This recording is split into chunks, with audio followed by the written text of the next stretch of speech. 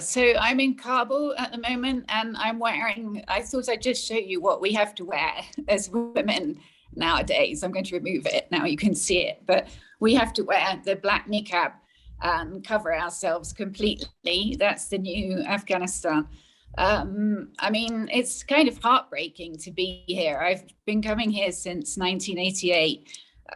Through all the different conflicts and stages of war. I cannot think of anything else I've ever covered in my life that's like this, the way that hope has just been destroyed overnight for so many people, in particular women, of course, but not just women, young people. And this is a very young country, 70% of the population under 30, who have grown up used to a very different life.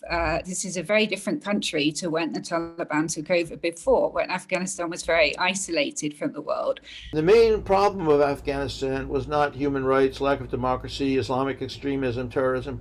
The main problem of Afghanistan is that it could not sustain itself. It was the poorest country in Asia, surrounded by big powers, nuclear powers, and its economy was not sufficient to pay for its state.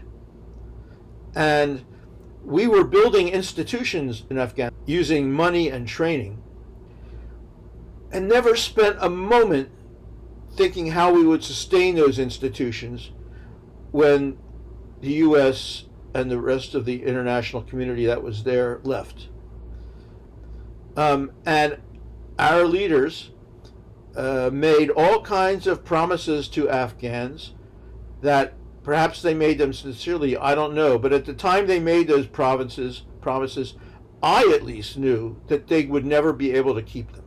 The big question, of course, so Afghanistan has changed, but has the Taliban changed? And when you arrive in Kabul now, there are Taliban everywhere. There are Taliban in my hotel at the buffet at breakfast in the morning with guns on their backs. My hotel is guarded by a group of Taliban from Logar who used to run a suicide bombing school.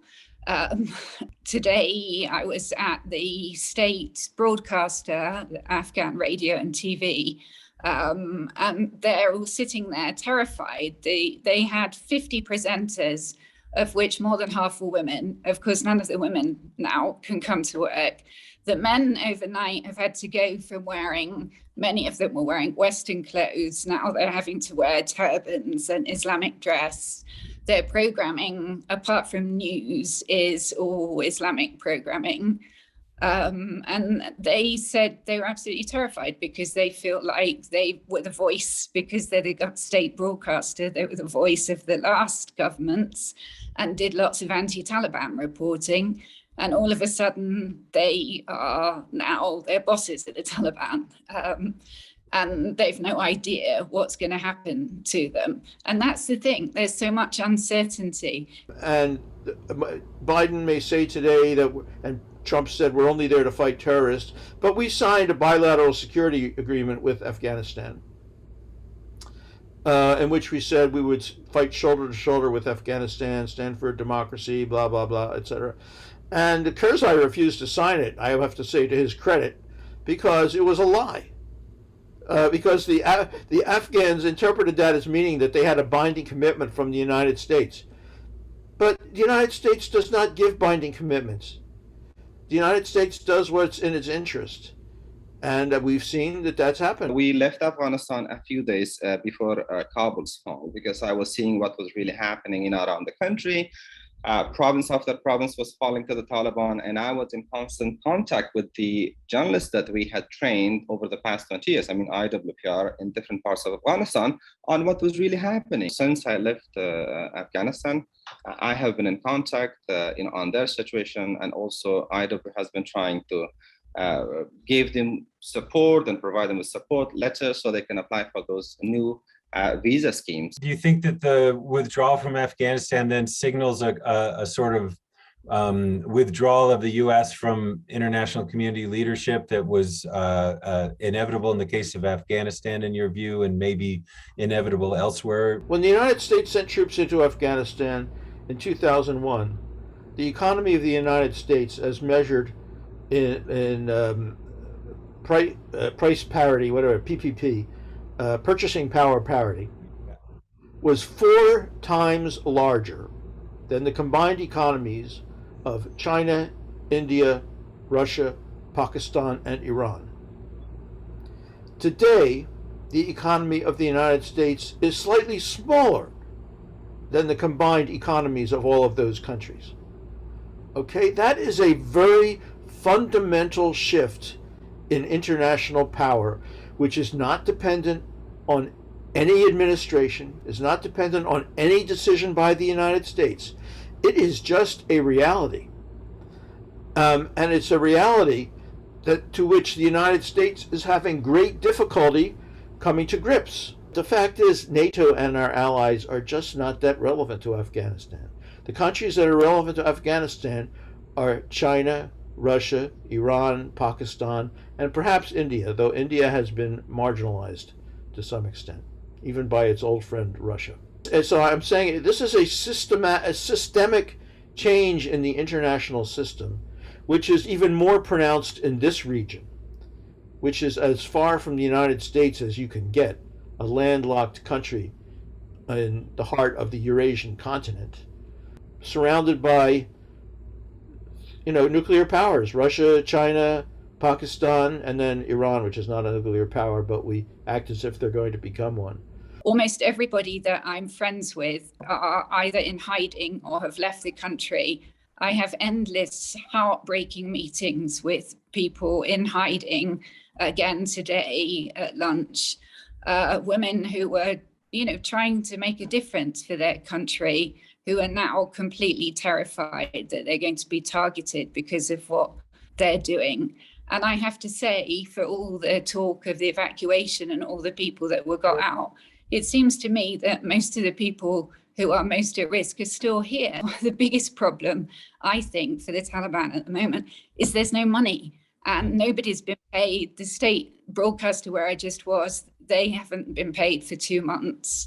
The Taliban themselves, if you talk to them, haven't been paid.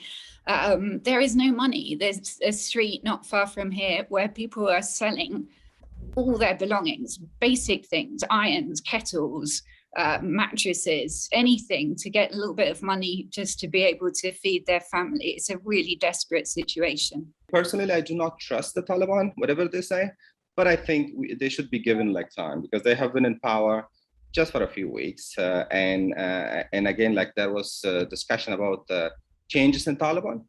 The Taliban are mostly those who fought a few years back. They are now in power.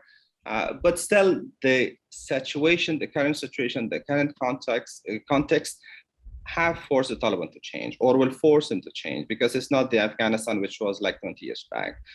More people are educated. We have the media. People have access to social media. The United States failed to understand Afghanistan, failed to understand the region, but most of all, the United States failed to understand the United States. We did a very poor job of knowing our enemy, but we did a worse job of knowing ourselves. We imagined we had all kinds of competencies and commitment that we did not have. And, because we were so powerful, a lot of people believe we had them too. When you talk to actual Taliban, are they, is it your sense that obviously they wanted victory, but did they want to govern? Is that actually, even apart from competence, do you sense that there's a lot of desire to sort of remake the country, or is it simply to sort of destroy things and impose a sort of simple template and then leave it at that? One of the impressive things about the Taliban was how unified they stayed through that 20 years. People always talked about, trying to split good and bad Taliban and moderate and hardline, and it never worked. But they stayed very united, but they had a common enemy. And this is classic thing in Afghanistan, same with when the Russians left, the Mujahideen then all started fighting each other. So very early on, we're already seeing some cracks, and there's clearly also differences between the political leadership who negotiated the peace agreement in Qatar and the military commanders. And the military commanders think we want this because, you know, we took over, whereas the political people think, you know, we negotiated. We have had some systems, some infrastructure which were built like over the past 20 years. And the Taliban for sure will not be able to run that. So they are in power, but they won't be able to run the government. So they will be relying on these people. For example, a few days back or a week back, the Taliban were calling on, employees of the Ministry of Finance to come back to work, to run the system which was established for, calculating taxes and, they needed those people. And they have been calling on Afghans not to leave the country because we need you. The same goes with other ministries. You cannot run the government with just a bunch of mullahs, like everywhere, like Minister Mullah, Deputy Minister Mullah, and they are realizing that, and they will have to realize that they need, these people.